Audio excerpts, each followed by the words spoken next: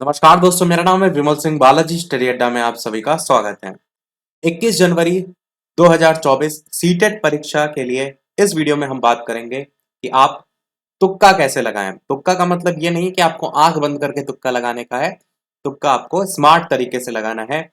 हमने इससे पहले काफी प्रश्न भी आपको प्रैक्टिस कराए, प्रीवियस ईयर के कराए, आपने भी प्रैक्टिस अब तक किए होंगे, तो आपको ये तो अंदाजा लग जाएगा कि कैसे कैसे प्रश्न जो है वो आते हैं और कैसे कैसे आ सकते हैं। इस वीडियो में हम कुछ शब्दों की बात करेंगे जिसको देख करके आप किसी भी प्रश्न में आसानी से आंसर तक पहुंच सकते हैं, बिना कोई भी तैयारी के। कुछ भी नहीं पढ़ा होगा आपने, तब भी आप सही आंसर को टिक कर सकते हैं।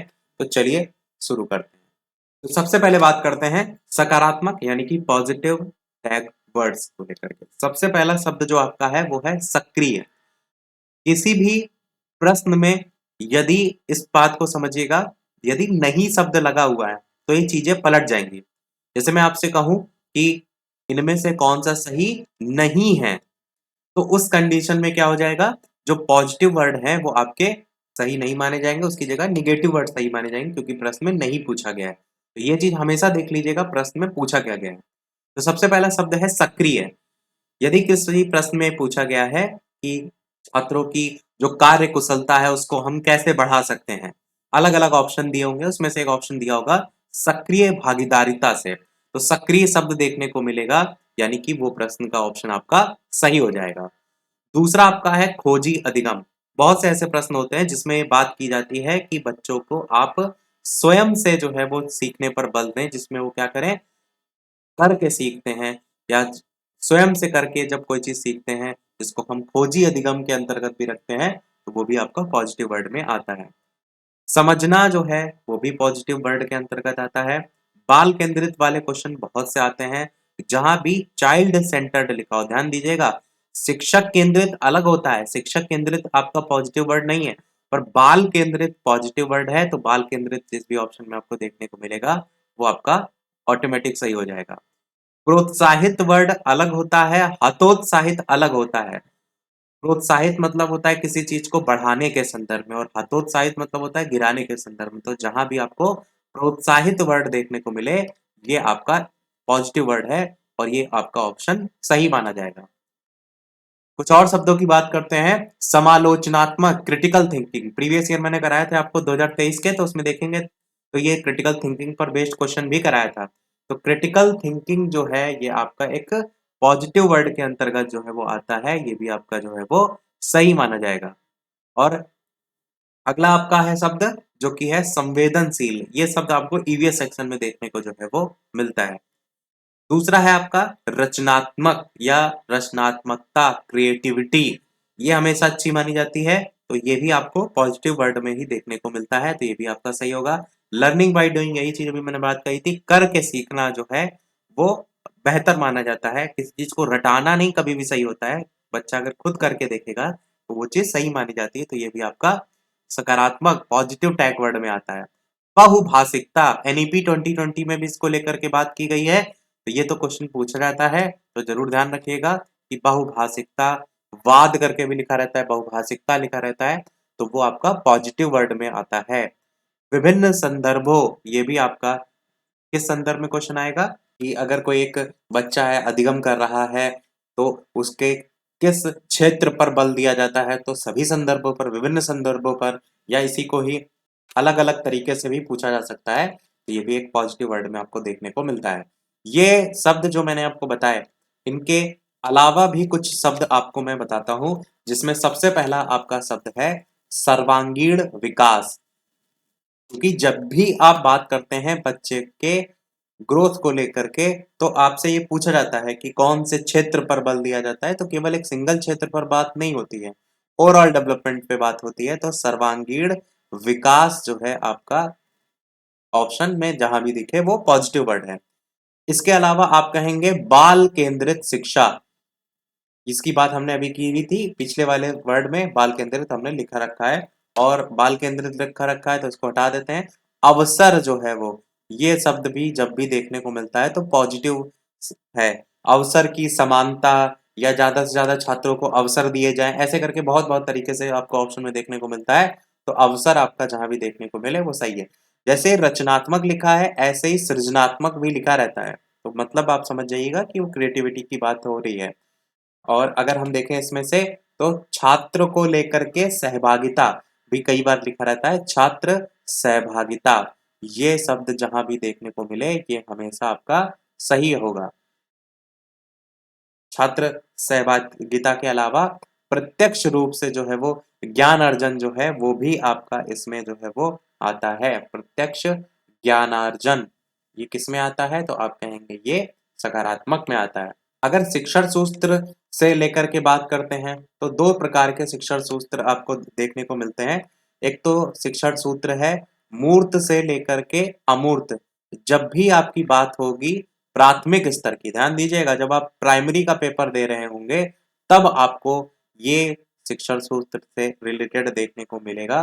तो क्योंकि जो छोटे बच्चे होते हैं उनको जो शिक्षण कराया जाता है वो पहले जो सामने चीज उनको दिखाई जाती है, मूर्त रूप जिनका होता है वो पहले दिखाई जाती है, फिर उससे अमूर्त की ओर बात होती है। प्राइमरी स्तर पर, प्राइमरी लेवल पर मूर्त से अमूर्त आपका जो है ये काम करता है। इसी के अलावा एक और है आपका ज्ञात से अज्ञात। वो भी आपका प्राइमरी लेवल पर ही होता है कि जो जो छोटे बच्चे हैं प्राइमरी लेवल पर हैं उनको जो पहले से पता है उससे जो है जो उनको नहीं पता है उस ओर जो है वो ले जाया जाता है। इसके साथ साथ आपका अर्थपूर्ण शब्द भी पॉजिटिव वर्ड में देखने को मिलता है। कई बार अर्थपूर्ण की जगह आपको भावपूर्ण शब्द भी देखने को जो है वो मिलता है।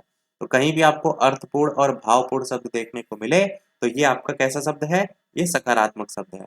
तो इसको याद रखिएगा।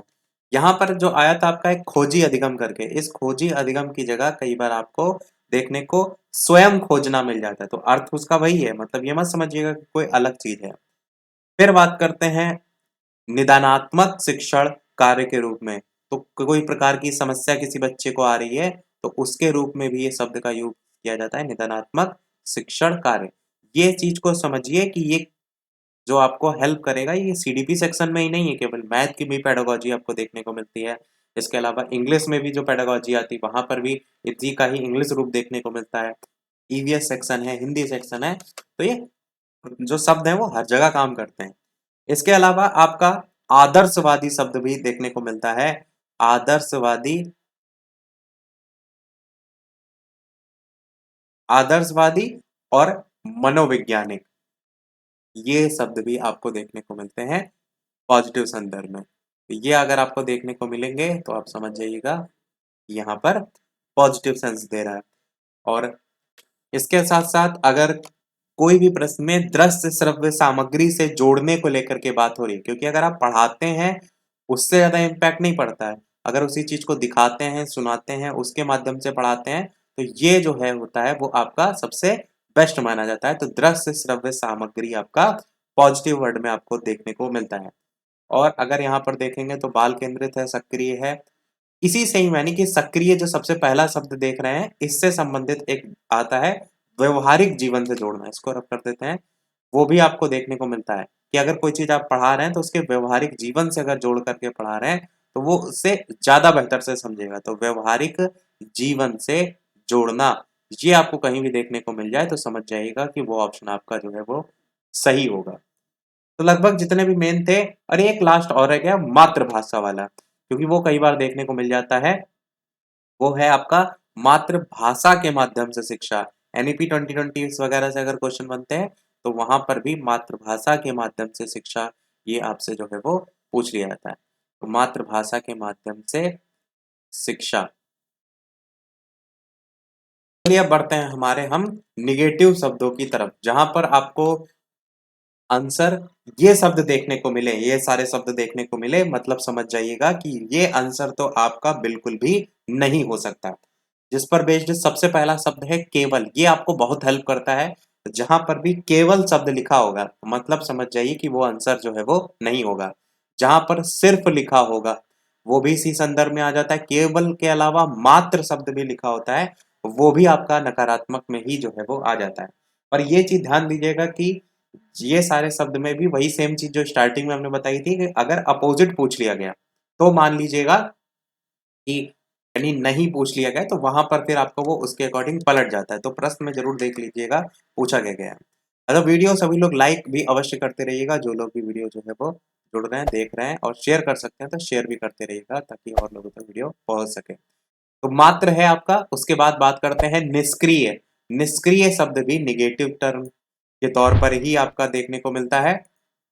मानकीकृत परीक्षण कई बार आपको देखने को मिला है, हमने प्रीवियस ईयर में भी दिखाया है, तो ये भी आपका निगेटिव में ही आता है। दंड तो आप ऐसे ही ऑप्शन देख के काट देंगे। सजा भी कभी भी आपके छोटे बच्चों को नहीं देनी है किसी भी प्रकार की। भय व्याप्त बिल्कुल भी नहीं करना है। अब व्याख्या भी आपका या व्याख्यान भी आपका जो है वो इसमें सही नहीं जो है वो होगा, कि हम समझाने पर बल देते हैं, उसको रटाने पर बल नहीं देते हैं। इस संदर्भ में आपका ये भी ऑप्शन यहाँ से कट जाएगा। आगे बात करते हैं कुछ और शब्दों की। तो परिभाषा जो आप देख रहे हैं, ये रटाने से ज्यादा, बताने से ज्यादा समझाने पर ज्यादा बल दिया जाता है, इसलिए ये निगेटिव टर्म में आपको देखने को मिल जाता है। छोटी छोटी बातों पर पुरस्कार देना भी जो है वो सही नहीं माना जाता है। रटना तो कभी भी सही नहीं माना जाता है, मैं पहले ही बता दिया। याद करना, रटाना, स्मरण करना, ये सब उसी संदर्भ में सेम अर्थ है, बस अलग अलग ऑप्शन में दिए दिए जाते हैं। तो स्मरण करना भी आपका निगेटिव है, जहां दिख जाए मतलब समझ जाइए ऑप्शन गलत है। वेधन और अभ्यास शब्द जो है वो आपका, ये भी, इसको ड्रिल करके भी पूछा जाता है, तो वो भी आपका यहाँ पर सही नहीं होगा। बार बार किसी चीज को दोहराते रहना, और इस पर बेस्ड एक क्वेश्चन आया था, याद होगा आपको। अब पुस्तक केंद्रित आपका जो है ये भी आपका निगेटिव टर्म है। शिक्षक केंद्रित नहीं होना चाहिए, मैंने बताया था कि केवल छात्र केंद्रित होना चाहिए, ना पुस्तक केंद्रित ना शिक्षक केंद्रित। चाइल्ड सेंटर्ड या छात्र केंद्रित होना चाहिए। हतोत्साहित मैंने आपको बताया था नीचे गिराने के संदर्भ में आता है। प्रोत्साहित सही होता है, पर हतोत्साहित आपका निगेटिव टर्म होता है। कलन विधि जो होता है वो मैथ के प्रश्न में शब्द आपको देखने को मिलता है, तो ये भी निगेटिव टर्म है। वेदन और अभ्यास ये ऊपर आया भी था, तो यही लास्ट में लिखा है कि न्यू निगेटिव वर्ड के तौर पर अब ये पेपर में आपको देखने को जो है वो मिलने लगा है, तो इसको भी जरूर जो है वो याद रखिएगा। ये शब्दों के अलावा कभी भी बालक को गलत नहीं कहना है। आध्यात्म या दर्शन को लेकर के कभी भी बात होगी, अध्यात्म या दर्शन समझ जाइएगा कि वो भी आपका निगेटिव टर्म में ही आ रहा है। इसके अलावा महापुरुषों का उदाहरण देने से भी संबंधित आपका प्रश्न आ चुका है, वो भी निगेटिव टर्म में ही जो है वो आता है। महापुरुषों का उदाहरण देना, रटना या किसी चीज को बार बार दोहराना, या किसी प्रकार का प्रलोभन देना, जैसे यहाँ पर पुरस्कार की बात हो रही है ना, तो वहां पर कई बार ऑप्शन में प्रलोभन देना, लालच देना लिखा रहता है, वो भी नहीं होता है। किसी भी बच्चे की उपेक्षा करना जो है वो कभी भी सही नहीं होता है। उपेक्षा करना या किसी की बुराई करना या किसी से कंपैरिजन करना, वो सारी चीजें आप कहेंगे बिल्कुल सही नहीं होती हैं।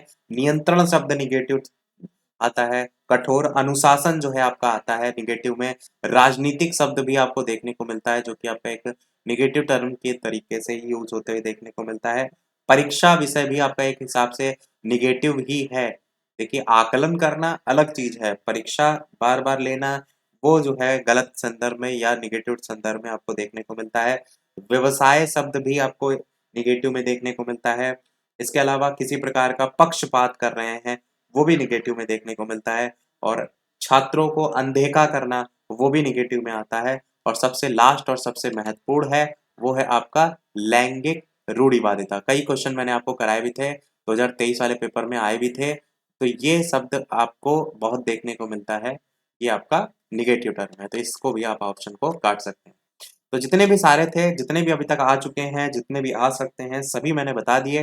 बाकी प्रश्नों को आप क्या करिए, ये सारी चीजें देखने के बाद खुद से देखिएगा कैसे कैसे प्रश्न आते हैं, कैसे कैसे वहां पर इन शब्दों का उपयोग होता है, तो और ज्यादा बेहतर आपकी समझ जो है वो बनेगी। बाकी कोई प्रश्न हो तो कमेंट में पूछ सकते हैं। वीडियो लाइक शेयर सब्सक्राइब अवश्य कीजिएगा। मिलते हैं अगले वीडियो में, तब तक के लिए सभी को नमस्कार, जय हिंद।